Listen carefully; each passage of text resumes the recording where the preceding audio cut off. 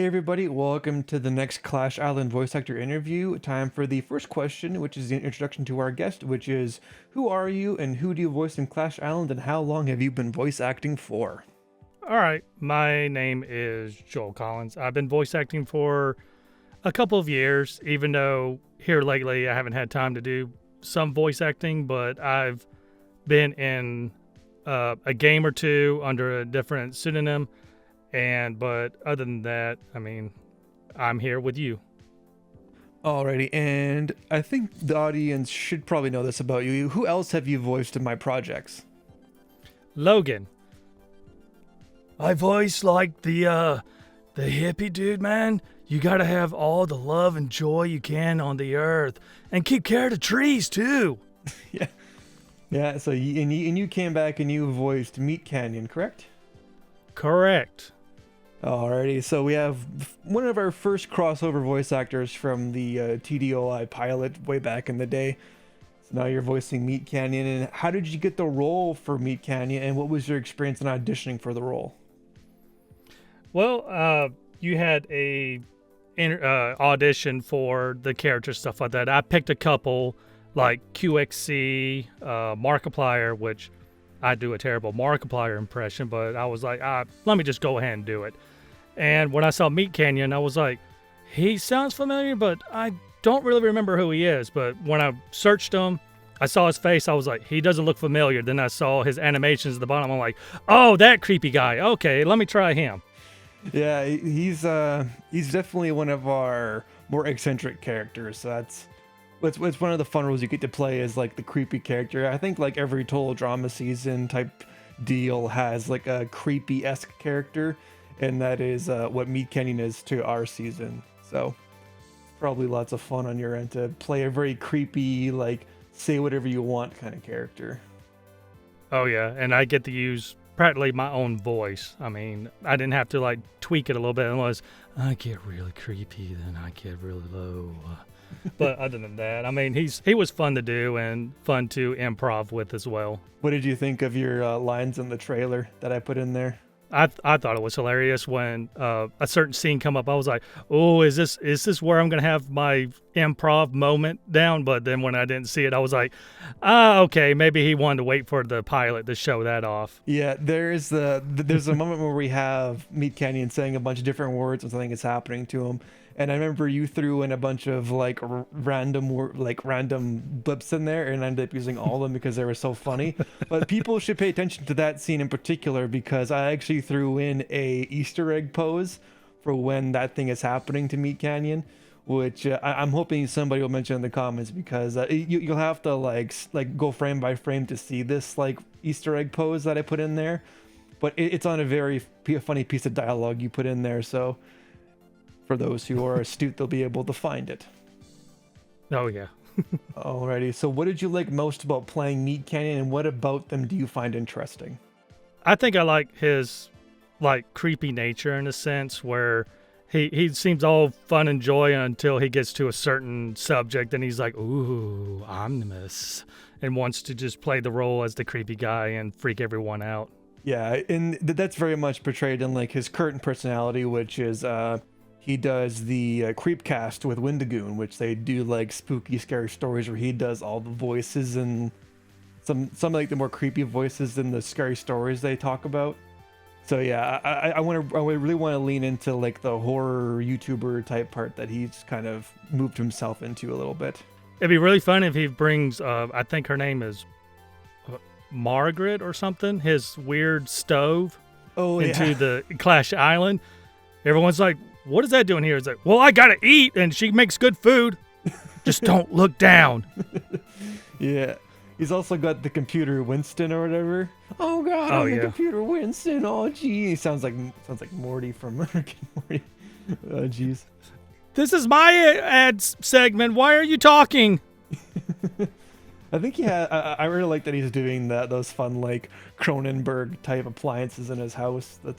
It's a pretty good addition to his channel, I think. Yeah, she did start trending one time, and I'm like,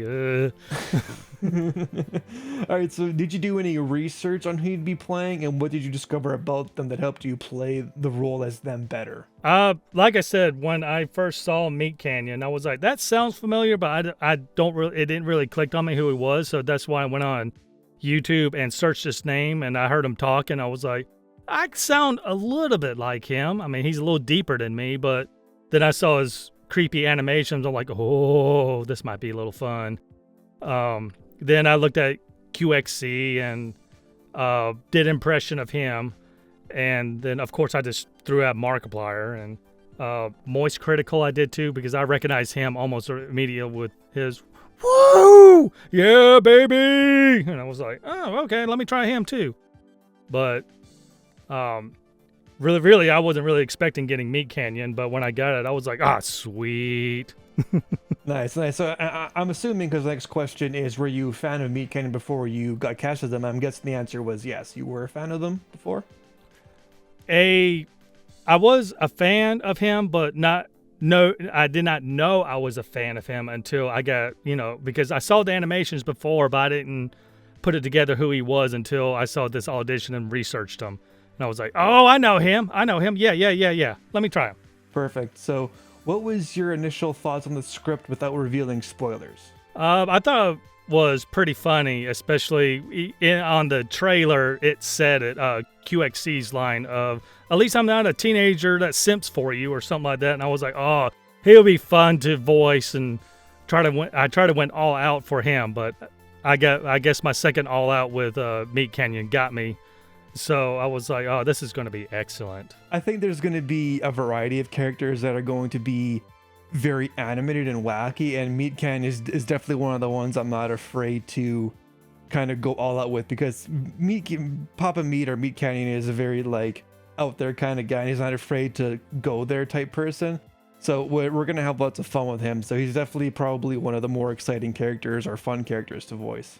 Yeah, he likes to push boundaries, especially one of his videos of the best cereals, and he had like cereals versus serial killers, and he had a bunch of serial killers in there that whoever won don't get killed by the serial killer, like Jeffrey Dahmer and the what's his name? I've seen this Strangler. video. I've seen this one where it's like Jeffrey Dahmer, and then we'll like kill the mascot of the cereal that loses.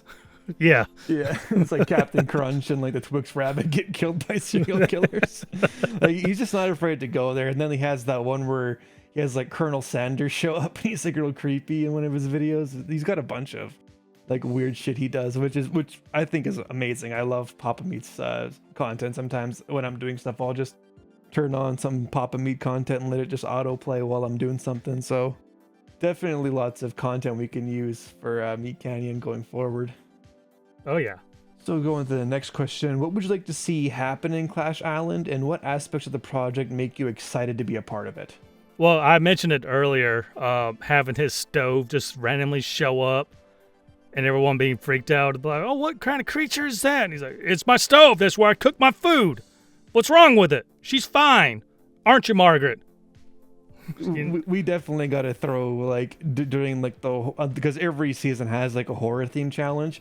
I want that to be very much like a Meatcanyon episode. Maybe we could have them like cameo, and people would be like, "What the fuck is that?" And be like, "Meh, I'm the stove." Or have a cooking challenge. Yeah, have a cooking challenge. And he has to use her. He's like, I only use Margaret. What the hell's a Margaret? This is Margaret. Markiplier shows up, wheels her in. Oh, hi, Meatcanyon. Hi, Hunter. How you doing? Oh, Margaret. Oh, God. Oh, God. We're going to need to blur that out at the very bottom.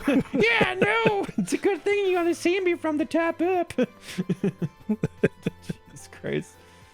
Alrighty, so I guess we'll go on to the next question. I've been asking this of all the voice actors, and everyone has been giving us some pretty good response to this question. Lots of overlap, so I'm wondering what you'll have to say about this, which is lots of people would like to get into voice acting. What advice or suggestions would you give people interested in pursuing voice acting? I would say that if you enjoy doing voices yourself, like if you catch yourself talking to someone and all of a sudden you go, "Hey, how you doing?" Just randomly doing voices, and you enjoy watching the shows and actually getting into it, trying to mimic the voice of the character and stuff like that. And if you want to start with this day in technology, I mean, when I started, our phones wasn't really that good at doing audio stuff, but these days and age, you can use your phone to do your voice acting stuff, and you actually get good audio quality of it. You just have to find a good quiet space, like even Matt Pat, whenever he did his voiceovers for his videos, all he had was a closet, so he would just go in there and do his voice stuff in the closet. So if you have a good small closet that you could do your voices, you could use your phone to record your voice and just send it to yourself and actually do auditions with that audio until you get enough money to make a good system to do your voice acting, get better quality and get better roles in that. But you can always start small. I'm trying to think of the webs. Casting Call Club. That's where I started doing my voice acting, and they have good projects for you to practice. And with the practice makes perfect, you get better and better at your voice acting, and you get better roles because of this. So I would say practice your voices, figure out what voices you can do, hone it, and just go to that website and just do auditions until you get a role, and then just give yourself 110% of your voice and your performance. Yeah, nice. Yeah, that's some good advice. Like, very much lots of overlap with what we've talked about before, the other voice actors. I just think that lots of people don't know where to get good advice, and they tend to hear lots of things. And if they keep hearing the same things over and over from you guys, it'll start to get through to them that this is a very common thing you should be doing. So I'm glad to hear your opinion, and I'm glad to hear your advice you've given everybody today, because I often am often bombarded by people asking, can I voice in your project? Can I become a voice actor? And I've had to say, like, over and over again, like, no, like, I only cast people from casting calls or people who have good setups, or they kind of already have a feel of what they're doing. So you need to get more experience, and then if there's a casting call, apply and hope that you can become part of the project. But I think everybody comes out and wants to only apply for specific projects, and I think that's kind of like a narrow scope. So you have to be applying for lots of things, and you have to enjoy voice acting in general, not just for like a very specific kind of project. Right. Yes. Even though, with the auditions that you do, if you know that if you can do a good evil character, go for evil characters and work on your heroic voice. Like with your auditions for Clash Island, I mean, you put out a casting call and I did it, and honestly, to be fair, I didn't think I was going to be chosen. I knew I could do a good hippie voice or surfer dude voice. I was like, I'm just going to do it just to see if I got it. I guess in my subconscious was telling me to go for it. And if you go for it, if you look at a project and you're like, I don't think I'm going to get it, so I'm not going to bother, don't. If you don't think you're going to be good, I mean, we're our most brutal critics to ourselves, because we're like, I don't think I'm going to get it. I don't think. If just go in and audition, you may surprise yourself. Just go for it. You never know. You might be the perfect. You might do a perfect villain voice that they were looking for. You may think you didn't do good, but the project manager or the director may help you hone that skill if they like the voice that you're doing. Exactly. All right, so let's go into our final question, which is, how can people follow you personally, and what other projects have you been in? Like, I don't have a I don't have a personal business type thing. I mean, I got a YouTube channel, but that is separate for my voice acting in a sense, or with my Let's Plays and stuff like that. But other projects that I've been in was a Finance of Freddy's VR fan game called Sub-Zero. I play as Snark in that, and every now and then you may hear my voice as Whack, but that is my most like known voice was from that VR game that I was part of, and of course Osuke Island and now Clash Island. Those are just my biggest projects that I've ever been in. Awesome, glad to hear it. Well, I wanted to thank you again for taking the time out of your day to do this interview.